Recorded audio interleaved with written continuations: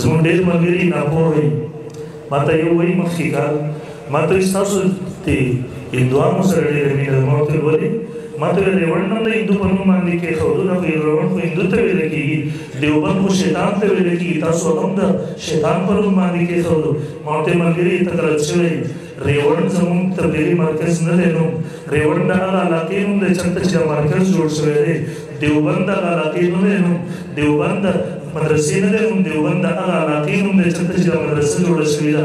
او ما ورته دا خو د علمای دیوبند په کرامت باندې دلالت کوي. ته وې ریوڼ د هندو په نوم باندې آبادو، زموږ مشرانو په هغه ځای کې داسې یو مرکز بنیاد کېښودو. ته وې دیوبند د شیطان په نوم باندې آبادو، زموږ مشرانو هلته داسې مدرسې بنیاد کېښودو چې نن د هغه ځای نه پوره دنیا ته د هدایت قافلې ځي، نن د هغه ځایونو نه پوره دنیا ته هدایت خورېږي. ما ورته دا خو د علمای دیوبند په عظمت باندې دلالت کوي. ظالم عظمت ته سلام پیش کول وکړه.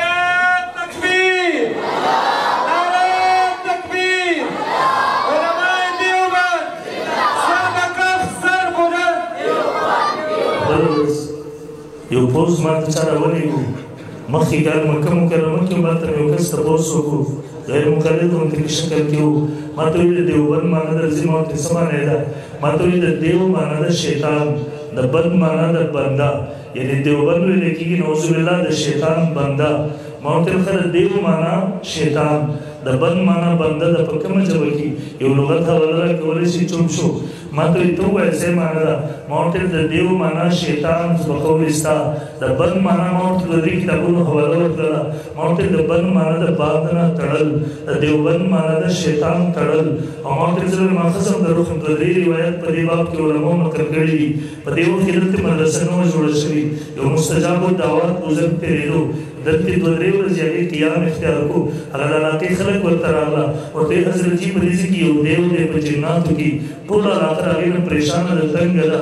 هغه بزرګ مستجاب الدعوات و، جنات یې مسخر او تابع و. هغه جن یې ګرفتار کړل، ته په یو کوهي یا یو کنده کې بند کړو. خلک د هغې د شر نه محفوظ شو. مستقبل کې دلته چې کله مدرسه جوړه شوله، هغه علاقې طرف ته نسبت وشو. څنګه چې هغه بزرګ جن تړلی و، هغه دیو یې تړلی و، خلک د هغې د شر نه محفوظ شوي وو. دغسې علمای دیوبند مستقبل کې د یهودیت مقابله کړې ده، د نصرانیت مقابله یې کړې ده، د هندو مت مقابله یې کړې ده، د بودھ مت یې کړې ده، د جین مت یې کړې ده، د قادیانیت یې کړې ده، د انکار حدیث یې کړې ده، د انکار فقه مقابله یې کړې ده. هغه علمای دیوبند د انکار